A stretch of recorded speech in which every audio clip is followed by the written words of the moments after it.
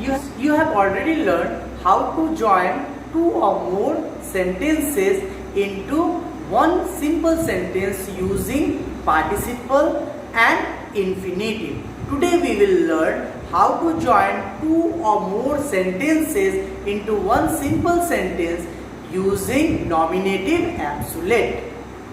Before learning how to join set of sentences into one simple sentence by using nominative absolute, let us learn what is nominative absolute.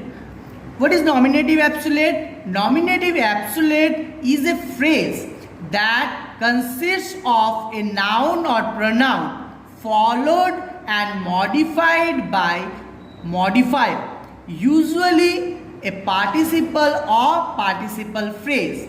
So what is nominative absolute? It is a phrase that consists of a noun or pronoun. Nominative means noun or pronoun followed and modified by modifier means adjective, usually a participle or participle phrase. So let us go through the sentences.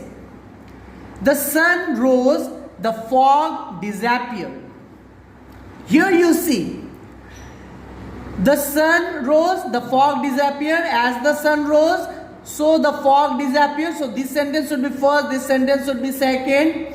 Okay, so first what we have to do, I told you what is nominative absolute. Nominative absolute means it is a phrase that consists of a noun or pronoun followed by a modifier, usually a participle. So means before that participle there must be noun or pronoun. So here you see, the sun rose, the fog disappeared.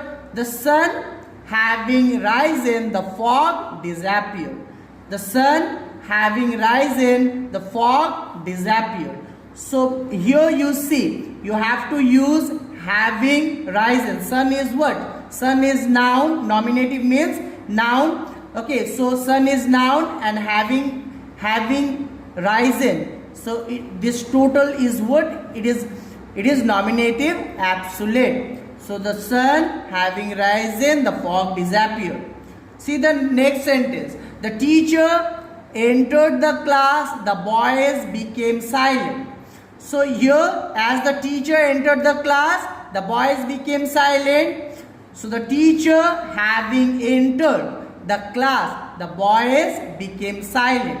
So the teacher having entered the class, the boys became silent. So teacher is what? Noun, and it is followed by your participle, which is qualifying the noun. So this total is what? It is nominative absolute, which is a phrase.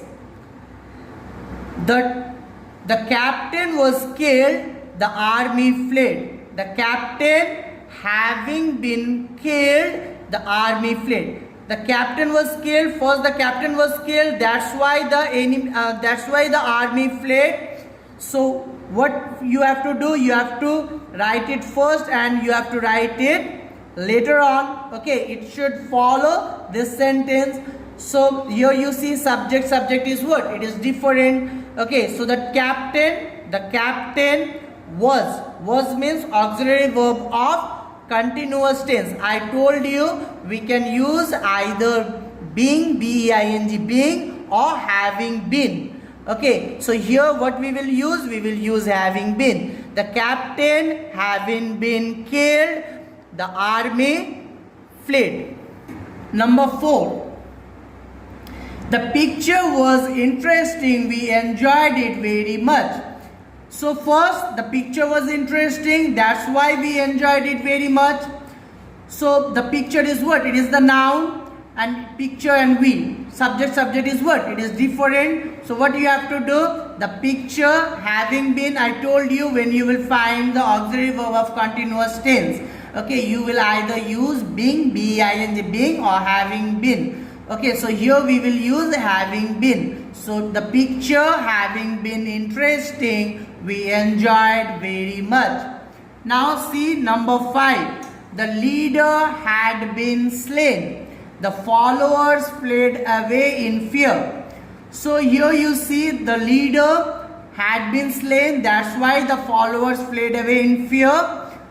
Here you see it is what? Had been. It is in perfect tense. Okay, so I told you when you will find auxiliary verb of perfect tense, you will use having. So the leader having been is here. So been. So the leader having been slain. The followers fled away in fear. So leader is what? It is noun, and having been slain. So it is what? It is your participle phrase. Okay, which is what? Which is qualifying this noun leader, and this total is what? It is nominative absolute. Okay, I hope you got this nominative absolute. Thank you.